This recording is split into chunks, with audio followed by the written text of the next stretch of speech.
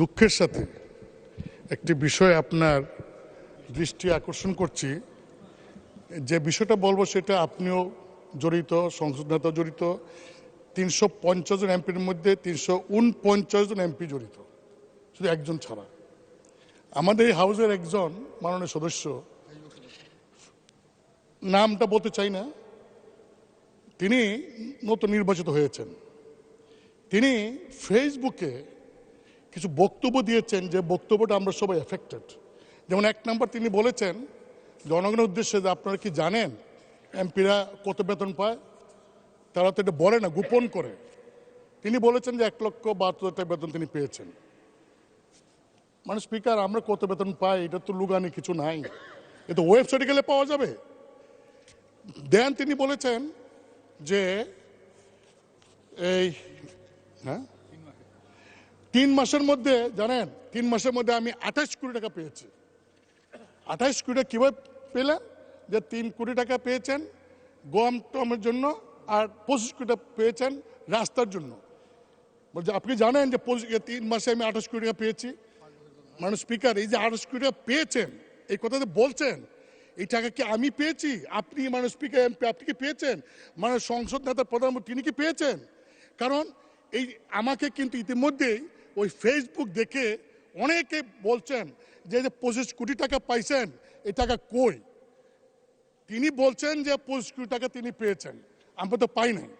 মানে স্পিকার, আপনি জানেন যে বর্তমান সরকার গত কয়েক বছরও আমাদেরকে এমপিদেরকে সুযোগ দিয়েছিলেন যে স্থানীয় সরকার মন্ত্রণালয়ে প্রতি বছর 4 কোটি করে, 5 বছরে 20 কোটি, এইবার বলেছেন 5 বছরের জন্য 25 কোটি টাকার প্রকল্প নাম দেওয়ার জন্য। মানে স্পিকার, আমি ক্লিয়ার বলতে চাই যে আগামী 5 বছরে আমরা কয়টা প্রকল্প করব, নাম দিছি আমরা, টাকার সঙ্গে তো আমার কোনো সম্পর্ক নাই। এই আমরা নাম দেই, এলজিডি তারা সার্ভে করে, তারা টেন্ডার করে, তারপরে তারা কাজ করে, বাস্তবায়ন করে।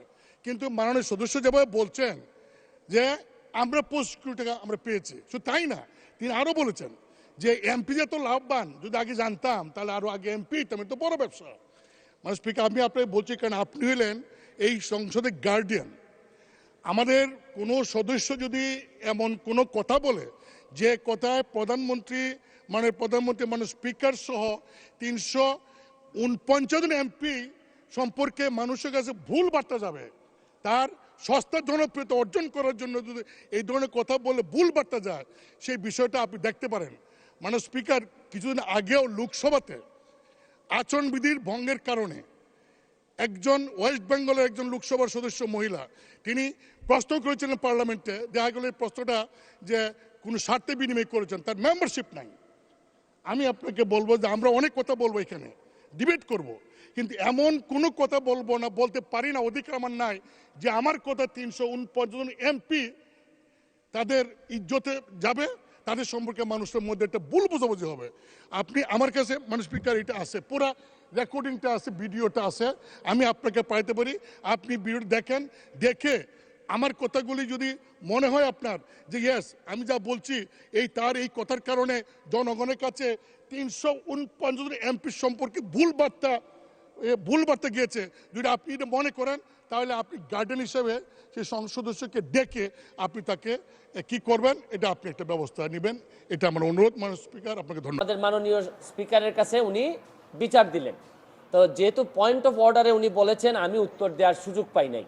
আমার প্রশ্ন হচ্ছে কি, উনি বিরোধিতা করবেন সরকারি দলের, কিন্তু উনি বিরোধিতা শুরু করছেন স্বতন্ত্র প্রার্থীর। এবং কি বিষয়ে বিরোধিতা, উনি তো আরো খুশি হওয়ার কথা যে আমরা আমাদের হিসাব দেওয়া শুরু করছি। আমার জানেন কালকে আমার এত দুঃখ হয়েছে তারাইল করিমগঞ্জের মানুষের জন্য, যাদের কাছ থেকে উনি এমপি হয়ে আসছেন, যে এই তারাইল করিমগঞ্জের মানুষের কি কোনো অধিকার নাই যে এই চুন্নু সাহেব এমপি হিসাবে কত টাকা বরাদ্দ পান এটা জানার? মানে ওনার বক্তব্য ছিল যে কোনোভাবেই যেন আমি ফেসবুকে না জানাই যে কে কত টাকা পায়। আরে আপনি জানেন যে এইবার মাননীয় প্রধানমন্ত্রী জননেত্রী শেখ হাসিনা আমাদের সবাইকে শাড়ি দিয়েছেন এলাকায় বন্টন করার জন্য।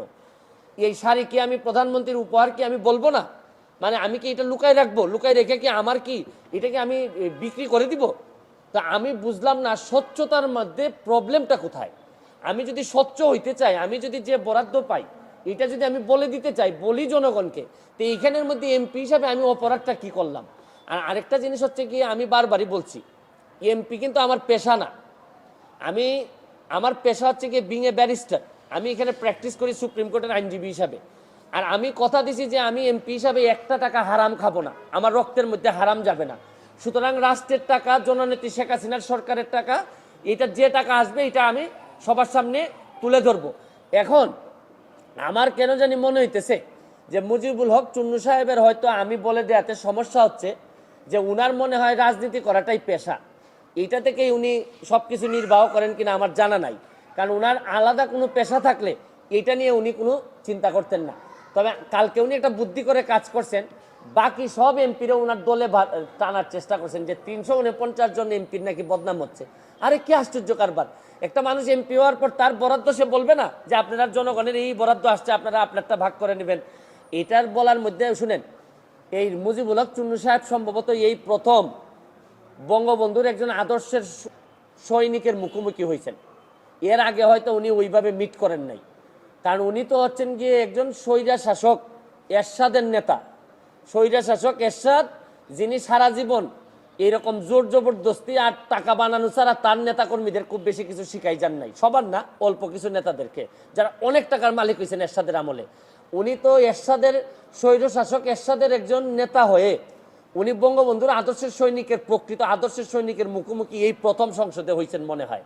এর আগে হয়তো তীব্রভাবে কারো মুখোমুখি হন নাই, এই জন্যে উনার একটা গাত্রদাহ। আর এত গাত্রদাহ কিসের? আরে ভাই আমার টাকা এটা। আর আরেকটা বিষয়, আমি যে আমার এলাকায় বলছি